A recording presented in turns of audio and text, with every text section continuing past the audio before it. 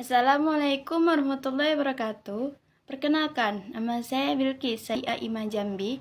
Saya dari Prodi PGMI, Fakultas Tarbiyah dengan NIM 2024-05-13-014.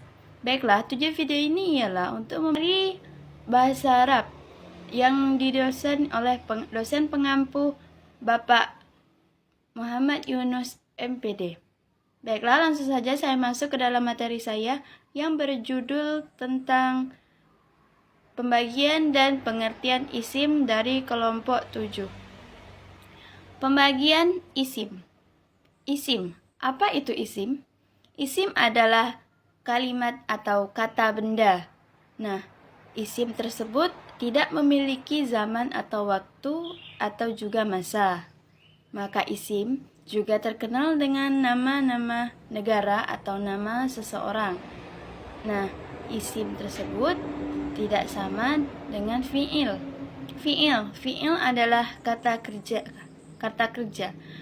Fiil tersebut keterbalikan dari isim yang memiliki masa atau zaman dan juga waktu.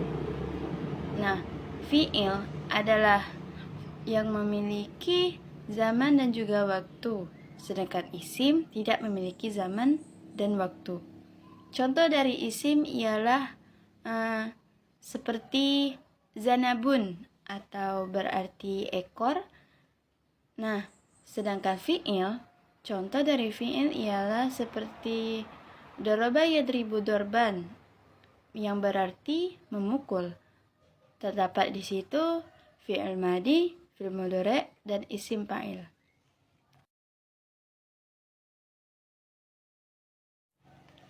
Nah, ciri-ciri dalam bahasa Arab, ciri-ciri isim dalam bahasa Arab ini antara lain ialah yang pertama menerima tanwin. Isim dapat menerima tanwin akhirun in atau an yang menunjukkan bahwa isim tersebut adalah nakiro atau umum. Nah, isim tersebut bisa menerima tanwin seperti an, in, un. Contoh bahasa Arab dari buku yaitu kurrosa. Nah, kurrosatun, tun. Dalam isim tersebut bisa menerima tanwin yaitu un. Bisa menjadi kurrosatun, bisa menjadi fi kurrosati atau menjadi fi kurrosatan. Baiklah, lanjut yang kedua ialah isim menerima alif, lam, atau al. Isim menerima alif, lam, atau al sebagai penanda definitif yang menunjukkan bahwa isim tersebut adalah ma'rifah atau spesifik. Nah, isim juga dapat menerima al, tanda al, yaitu seperti bahasa Arabnya pena ialah qalamun. Qalamun bisa menerima al seperti al-qalamu. Jika terdapat al di dalam isim, maka tidak ada nun, maka tidak ada tanwin. Nah, jika terdapat tanwin di dalam isim, maka tidak bisa ditambah dengan al. Maksudnya ialah al dan tanwin tidak bisa dipakai secara bersamaan. Jika al yang dipakai, maka tanwin tidak bisa dipakai. Jika tanwin yang dipakai, maka al tidak bisa dipakai. Contoh ialah al-qalamu, maka tidak bisa menjadi al-qalamun.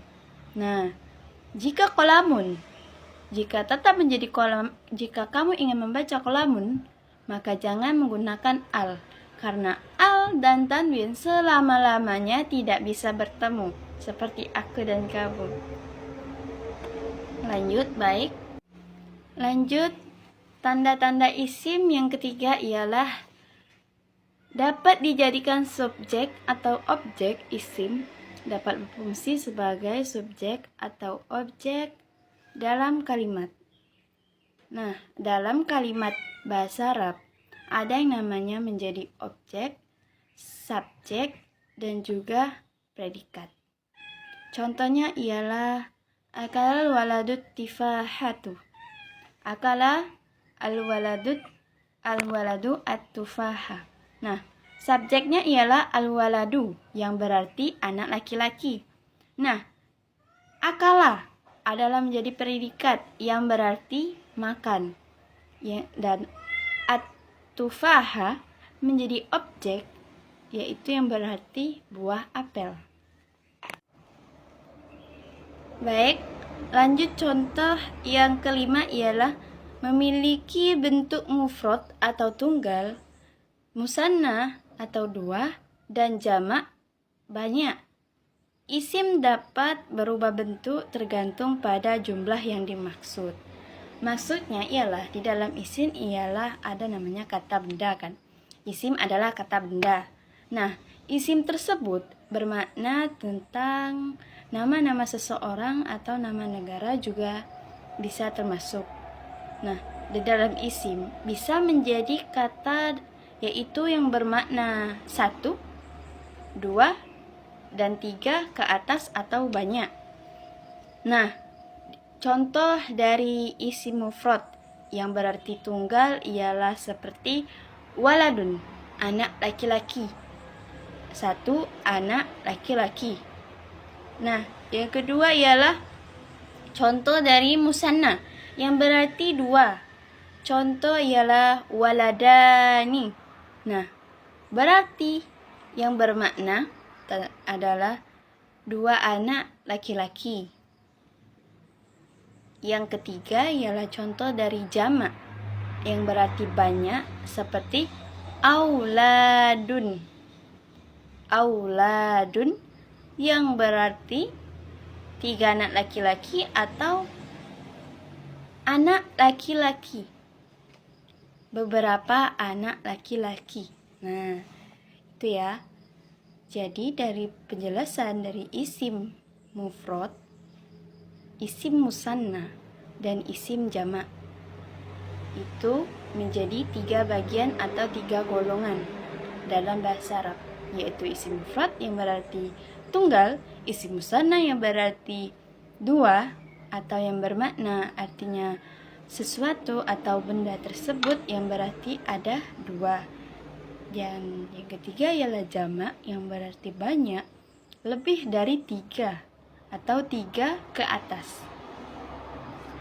Baiklah, lanjut yaitu untuk pemahaman yang sistematis agar memudahkan membaca dan memahami bahasa Arab dengan benar. Nah, beberapa tips untuk memahami bahasa Arab dengan sistematis. Pahami sistem tulisan bahasa Arab.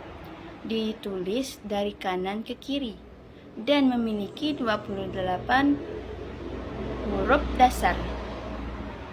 Ya, dalam bahasa Arab, jika dalam kehidupan sehari-hari atau menulis kita bahasa Indonesia, kita memulai menulis dari arah kiri. Sedangkan kalau bahasa Arab dimulai dari sebelah kanan.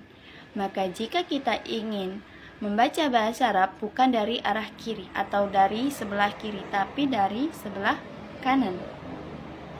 Yang dimaksud dengan 28 huruf dasar itu ialah yang sering kita sebut dengan huruf-huruf hijaiyah. Lanjut. Selanjutnya ialah yang nomor 2, kuasai nahu dan sorob. Nahu sintaksis dan sorob morfologi adalah dasar penting untuk memahami struktur kalimat dan perubahan kata. Nah, dalam bahasa Arab, sorob dan nahu penting dalam berbahasa Arab atau penting dipahami untuk berbicara berbahasa Arab. Karena sorob dan nahu itu adalah cara membaca dan cara bagaimana kita menyebut atau menjadi membaca baris dalam bahasa Arab. Sorob, nahu, dan bahasa Arab sering dijuluki dengan nahu bapaknya, sorob ibunya, dan bahasa Arab anaknya. Jika ketiga-tiga tersebut tidak lengkap, maka bahasa Arabnya tidak sempurna jika kita tidak memahami tentang sorob, nahu, dan juga bahasa Arab. Baik, lanjut. Yang ketiga ialah belajar kosakata atau membangun kosakata yang kuat dengan mempelajari kata-kata dasar dan frasa umum digunakan. Nah, jadi dalam bahasa Arab pentingnya kita untuk menghafal seperti kata-kata dasar dalam bahasa Arab seperti eh, apa itu fi'il madi, apa itu fi'il mudhari, apa itu fi'il amar, apa itu fi'il nahi, dan masih banyak lagi. Dan yang keempat ialah pahami jenis kata atau mengenali jenis kata seperti isim, fi'il, dan huruf serta dalam kalimat. Nah, dalam bahasa Arab itu penting juga kita memahami tentang jenis-jenis seperti isim, fi'il, dan huruf. Ingat seperti kata saya tadi ialah isim adalah kata benda, fi'il adalah kata kerja, dan huruf ialah bukan dari isim dan fi'il. Yang kelima ialah latihan membaca dan menulis. Latihan membaca dan menulis Arab untuk meningkatkan kemampuan membaca dan menulis. Dan yang keenam, dengarkan dan tirukan, mendengarkan audio atau video bahasa Arab dan menirukan pengucapan untuk meningkatkan kemampuan berbicara. Nah, itu juga salah satu cara untuk agar kita lebih memfasihkan atau lebih membiasakan diri untuk mendengar bahasa Arab.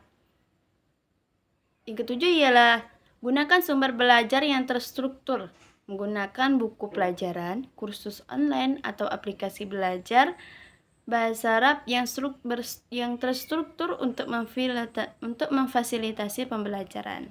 Dengan memahami dan mengikuti tips ini, kamu dapat meningkatkan kemampuan bahasa Arab secara sistematis dan efektif. Baiklah, kesimpulannya ialah isim sebagai salah satu bagian pokok dari struktur bahasa Arab memiliki peran yang sangat penting dalam pembentukan bahasa Arab.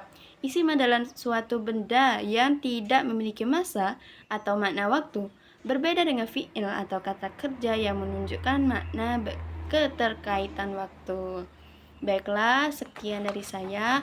Kurang dan lebihnya saya mohon maaf. Wassalamualaikum warahmatullahi wabarakatuh.